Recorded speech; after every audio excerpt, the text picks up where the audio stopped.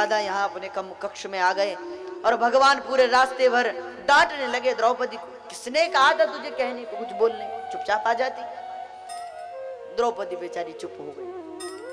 अगले दिन अब देखें अब युद्ध में क्या होता है। अगले दिन जब युद्ध प्रारंभ हुआ तो दादा ऐसे भयंकर भीष्माकार युद्ध करने लगे कि जब एक बाण अनुसंधान करते थे तो उस एक तीर से कई तीर हो जाते थे। और कोई सैनिक अगर अपने पक्ष वाले सैनिक को देख लेता तो कहता भाग, क्यों? बोले भीष्म आ रहा है। हाहाकार मच गया पांडवों की सेना में। दुर्योधन बड़ा प्रसन्न हुआ, महाराज ऐसे ही युद्ध चलता रहा तो आज ही हम पूरा युद्ध जीत जाएंगे। घबरा गए धर्मराज युधिष्ठिर। अर्जुन से कहा अर्जुन तुम ही संभाल सकते हो दादा को, जाओ। दादा से युद्ध करने अर्जुन गए। युद्ध होने लगा। आज अर्जुन के रोए रोए में बाण घायल कर दिया अर्जुन को। भगवान रथ मोड़कर भगाना चाहते तो भगवान के भी 2-3 बाण और मार दिए। घायल भगवान भी। बाण अनुसंधान किया अर्जुन को मारने के लिए। कृष्ण ने सोचा कि यहां तो 2 काम सिद्ध हो रहे हैं। एक तो दादा ने कहा अस्त्र उठवा कर रहूंगा, तो वो भी उठा देते हैं, इनकी बात भी रह जाएगी। और दूसरा, इन्होंने कल रात में ही द्रौपदी को आशीर्वाद दिया खंड सौभाग्यवती का। अगर अर्जुन को कुछ हो गया तो इनका वरदान निष्फल हो जाएगा। इसलिए भगवान रथ से कूदे, एक टूटे हुए रथ का पहिया हाथ में ले लिया और उस पहिए को लेकर भगवान भीष्म को मारने के लिए चले। धृतरथ चरणोभ्यया चलद गुह हरिवहन्तु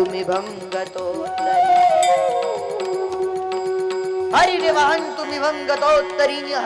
भगवान हाथ में पहिया लेकर दौड़े। पृथ्वी कांप उठी।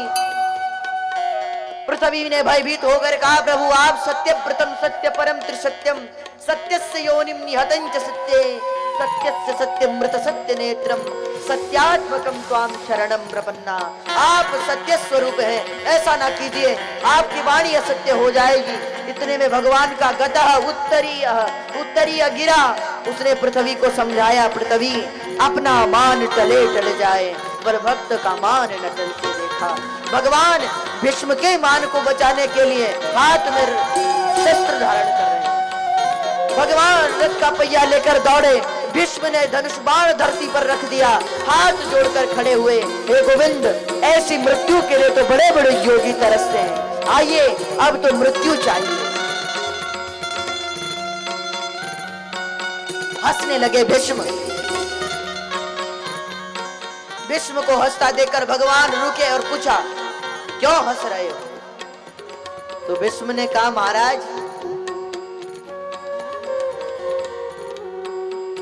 आप कहो मैं शस्त्रबिन भूमि हराऊं सब भार, हमको क्षत्रिय ना गिने बोलहूं वचन विचार। महाराज आपने कहा था कि बिना अस्त्र शस्त्र उठाए भूमि का भार हरूंगा, पर आप कहो मैं शस्त्रबिन भूमि हराऊं सब भार, पर महाराज हमको क्षत्रिय ना गिने बोलहूं वचन विचार। हमें क्या समझ रखा है? इतने में भगवान ने हंसते हुए कहा महाराज इस बात के मेरे पास 2 उत्तर हैं। भीष्म ने कहा क्या? भगवान ने कहा पहला कि ये शस्त्र नहीं है जिसे मैंने उठाया है, वो तो रथ का पहिया है। कोई तलवार धनुष होती तो बात अस्त्र था। भीष्म ने कहा पहली बात ये अस्त्र नहीं है। भीष्म ने कहा अच्छा ये अस्त्र नहीं है? भगवान ने कहा नहीं है। भीष्म ने कहा प्रभु एक बात बताओ, अगर आप इसे चला दो तो इससे पूरी महाभारत अभी समाप्त हो सकती है कि नहीं हो सकती? भगवान ने कहा बिल्कुल अभी समाप्त हो जाएगी। तो भीष्म ने कहा महाराज तो इससे बड़ा शस्त्र और क्या होगा, यही शस्त्र है। भगवान ने कहा तो दूसरी बात ये डारी चक्र परिहस्य पर्यो दियो उतरे ब्रजराज। हे भीष्म डारी चक्र परिहस्य पर्यो दियो उतरे ब्रजराज, तजी प्रतिज्ञा तोरी में मोरी प्रतिज्ञा। तेरी प्रतिज्ञा को बचाने के लिए आज मैंने अपनी प्रतिज्ञा को तोड़ा है। भीष्म ने भगवान को प्रणाम किया, रथ का पहिया फेंका भगवान ने। भीष्म ने, इधर अर्जुन भी आ गए, चरण पकड़ा, नहीं प्रभु मैं लड़ूंगा। रथ पर आ गए, युद्ध होने लगा। भीष्म ने कहा प्रभु आपसे ज्यादा स्नेही भी और कौन होगा, जिसने भक्ति के मान को बचाने के लिए अपने मान और अपमान सम्मान की चिंता ही नहीं। इसलिए कहते हैं भगवान अगुण अमान मातु पितुहीना, उदासीन सब संशय छीना। अमान है अपना मान भक्तों को देने वाले।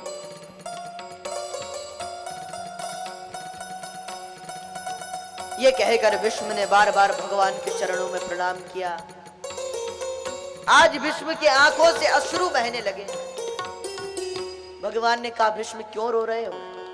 भीष्म ने कहा प्रभु क्या गति है मेरी, आप सन्मुख हैं तो भी हाथ नहीं जोड़ सकता, हाथों में भी बाण लगे, आंखों से नेत्रों से जलधारा बहने लगी और नयनों से बहते जलधारा से ही भीष्म ने भगवान को प्रणाम किया।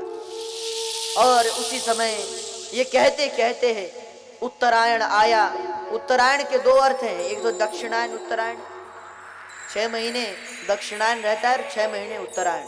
उत्तरायण पवित्र माना जाता है, इसलिए भीष्म ने कहा कि हम उत्तरायण में प्राण त्यागेंगे। और दूसरा उत्तरायण मतलब उत्तरायण, भगवान कृष्ण उत्तरा के गर्भ में गए थे तो नाम पड़ा था उत्तरायण। तो जब उत्तरायण आएंगे तो प्राण त्यागेंगे। तो भगवान को देखते देखते ही भीष्म ने प्राणों का परित्याग कर दिया। हरिर्वहन्तुमिवं गतोत्तरीय, हरिर्वहन्तुमिवं गतोत्तरीय। प्राणों का परित्याग कर दिया। एक ज्योति प्रकट हुई भीष्म के शरीर से, जो भगवान के चरणों में जाकर विलीन हो गई। ऐसी कथा सुनाई। इसके पश्चात अनेक अनेक चर्चाओं की कथा हुई। भीष्म का अंतिम संस्कार कर कर भगवान द्वारिका को लौट गए। कुछ समय पश्चात परीक्षित महाराज का जन्म हुआ तो भगवान द्वारिका से आए, परीक्षित का जन्म उत्सव मनाया। और यहाँ दो नाम रखे, एक तो तस्मा नाम्ना विष्णुरात् इति लोके बृहश्रवा, भविष्यति न संदेहो महाभागवतो महान। एक तो कहते हैं महाभागवतो महान, एक नाम पड़ा विष्णुरात और एक नाम पड़ा परीक्षित। परीक्षित की कथा सुनाई। कुछ समय पश्चात भगवान धरती का परित्याग कर कर अपने धाम को चल पड़े। पांडवों ने भी धरती का परित्याग किया, राजा बना दिया परीक्षित को। परीक्षित महाराज ने एक दिन देखा कि तत्र गोमिथुनं राजा हन्यमानः मनाथवत्, दंडहस्तं च वृषलं ददृशेन पलांछनम्।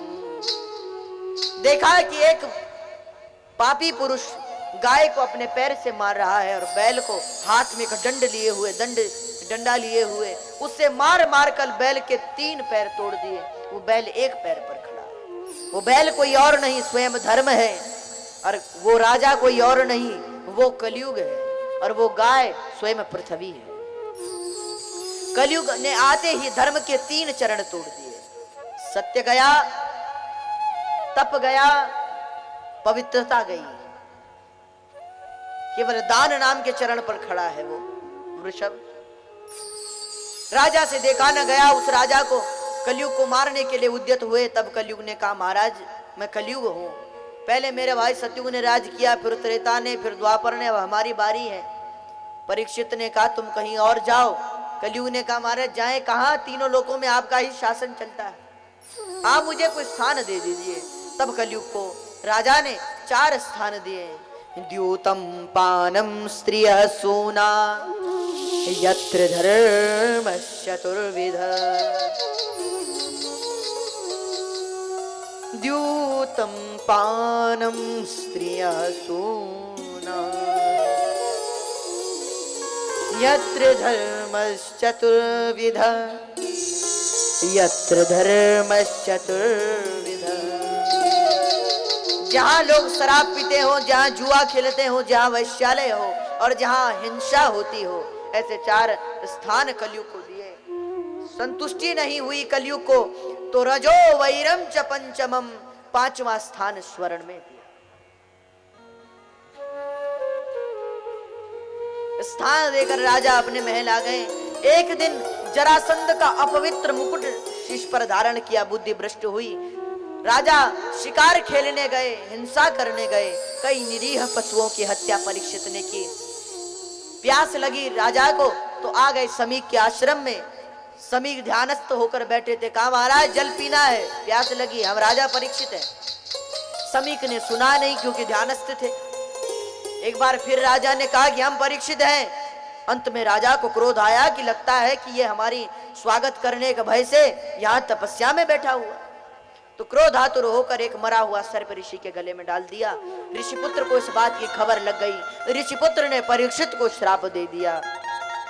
इति लंघित मर्यादम तक्षकः सप्तमे हनि दंशति स्म कुलांगारम सोदितो मे तदद्रुहम्। जो कथन ब्राह्मणों ने परीक्षित के जन्म पर किया था, किसकी मृत्यु तक्षक के काटने से होगी, वही बात आज सत्य हुई। ऋषिपुत्र ने श्राप दिया, तक परीक्षित तो वहां से चले गए। इधर ऋषिपुत्र अपने पिता के पास आए रोते हुए। तो पिता ने पुत्र को रोते हुए देखा तो आंख खुल गई। पूछा पुत्र क्यों रो रहे हो? तो पुत्र ने बताया कि पिताजी आपके गले में सर्प है। तो पिताजी ने कहा पुत्र ये मरा हुआ है, ये कहकर उसे फेंक दिया। पर जिसने ये काम क्रिया की है तुमने उसे श्राप तो नहीं दिया? पुत्र ने कहा पिताजी मैंने उसे श्राप दे दिया है।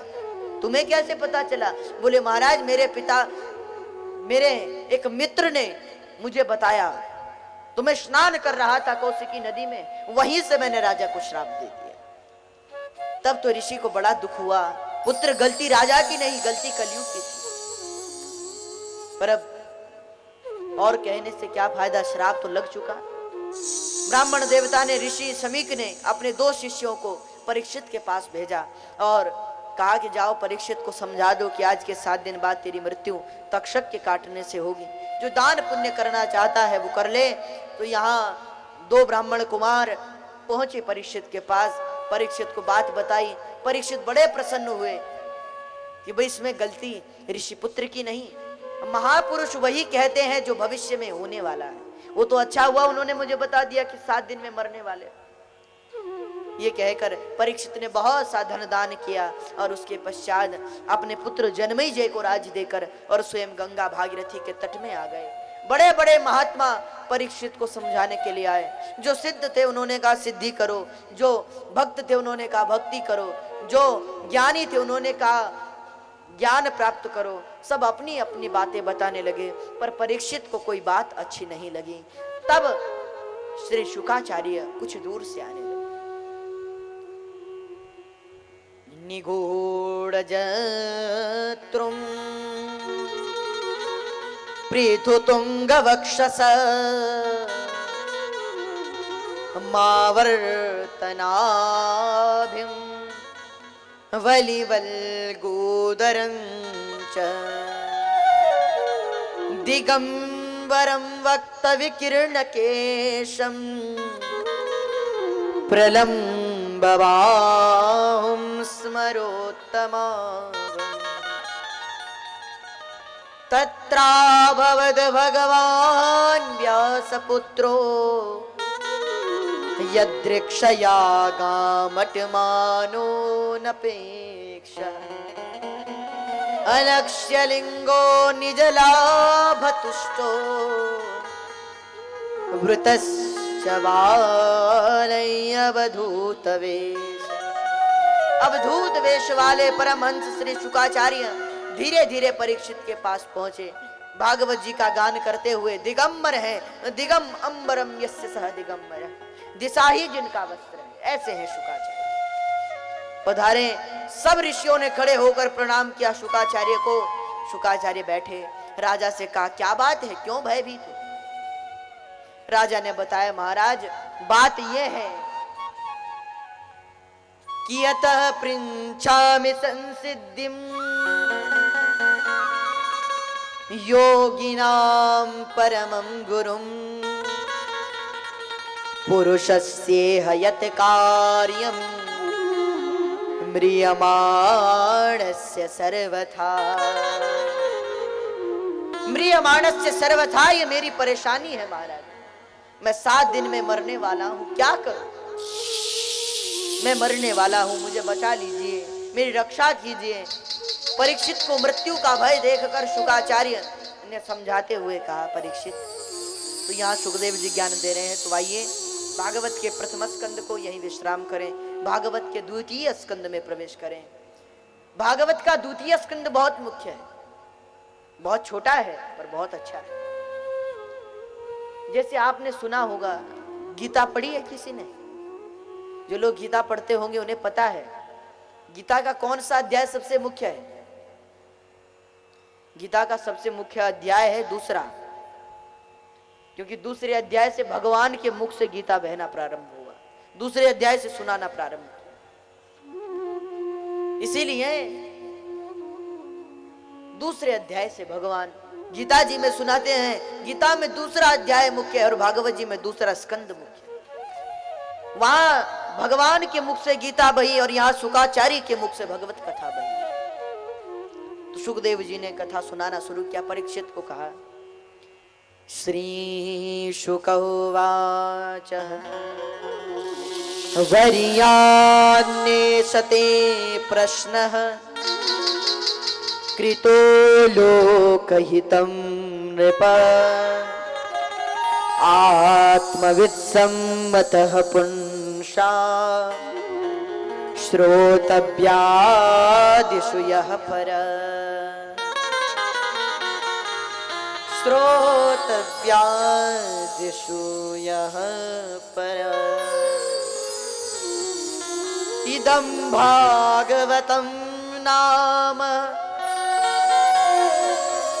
पुराणं ब्रह्म संहितं अधीतवान् द्वापरादौ पितुर्द्वैपायनानवहम् परिनिष्ठितोऽपि नैर्गुण्यः उत्तमश्लोकलीलया गृहीतचेताराजर्षे आख्यानं यदधीतवान्। शुकाचार्य ने कहा, रे परीक्षित, तू मृत्यु को इतना भयभीत क्यों है? क्यों डर रहा है मृत्यु को? शुकाचार्य की बात सुनकर परीक्षित ने हंसते हुए कहा, महाराज, मौत से कौन नहीं डरता? सब डरते हैं, सब भयभीत रहते हैं। वो कहते हैं ना, कई लोग कहते हैं रहते, महाराज इससे अच्छी तो मृत्यु आ जाए, मृत्यु आ जाए। पर जब मृत्यु सामने आती है तो उनकी भी हालत खराब हो जाती है। काल को देखकर अच्छे अच्छे डर जाते हैं, इतना भयंकर। पर महाराज, आप कह रहे हैं कि मृत्यु को से कोई डरता है? शुकाचार्य ने कहा, हाँ परीक्षित, किस बात का भय है तुझे मृत्यु से? केवल ये मत सोच कि तू 7 दिन में मरने वाला है, ये भी तो सोच कि 7 दिन तक तुझे कोई नहीं मार सकता। हम आपको क्यों कहते हैं बार बार कि ध्यान से कथा सुनो? कोई माताएं बात कर रही हैं, हम कहते हैं चुप हो जाओ, कथा सुनो। कोई हल्ला कर रहे हैं, उनसे कहें चुप हो जाओ, कथा सुनो। हम आपसे क्यों कहते हैं बार बार की कथा सुनो, ध्यान से सुनो? जानते हो? कितने लोग जानते हैं? हाथ उठाना जरा। क्या जानते हैं आप? क्यों कहते हैं बार बार?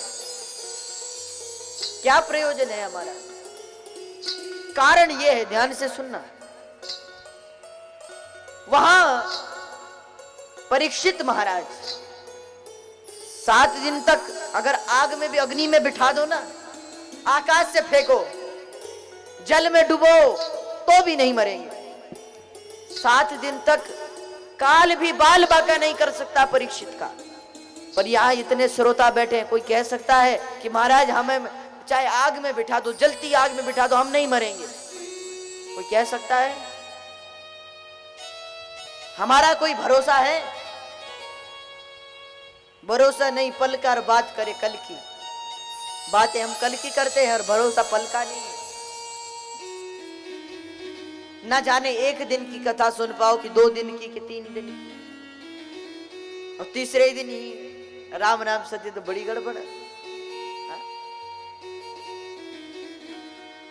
हमारा कोई भरोसा नहीं कि हम 7 दिन तक कथा जरूर सुनेंगे, चाहे कुछ हो जाए। कोई ऐसा नहीं कह सकता, किसी का कोई भरोसा नहीं।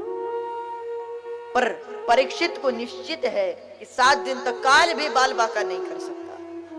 इसलिए हम आप लोगों से कहते हैं, आपको तो परीक्षित से भी ध्यान से कथा सुननी चाहिए। कितने लोग सुनते हैं परीक्षित से ध्यान से कथा, परीक्षित से अच्छी कथा? हाथ उठाना जरा। और बाकी लोग?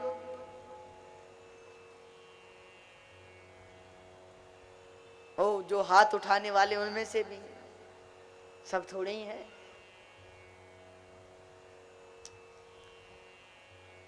अगर ये पूछ लिया जाए कि कल कथा कहां विश्राम हुई, किसी को पता है? कल हमने कथा कहां विश्राम की थी? जोर से बोलो। जो परीक्षित से भी अच्छी कथा सुनते वो बोलेंगे। भाई आप लोग तो श्रोता है, हमारा सुनाना तो फायदेमंद है जब आप लोग सुनो, नहीं तो वो तो फिर भाषण की तरह नहीं हो जाता। नेता लोग बोलते रहते हैं, एक कान से सुना दूसरे से बाहर। ये याद होना चाहिए कथा कहां विश्राम हुई, प्रारंभ कहां से हुई, कैसे श्रोता है फिर हम। हमें परीक्षित से भी ध्यान से कथा सुननी चाहिए कि नहीं सुननी चाहिए? आवाज नहीं आ रही आप लोगों की? सुननी चाहिए, अच्छी बात। इसीलिए शुकाचार्य परीक्षित को समझा रहे हैं, परीक्षित तुम कह रहे हो कि मैं मरने वाला हूं, मैं मरने वाला हूं। कौन मरेगा? तुम अपने स्वरूप को पहचानो।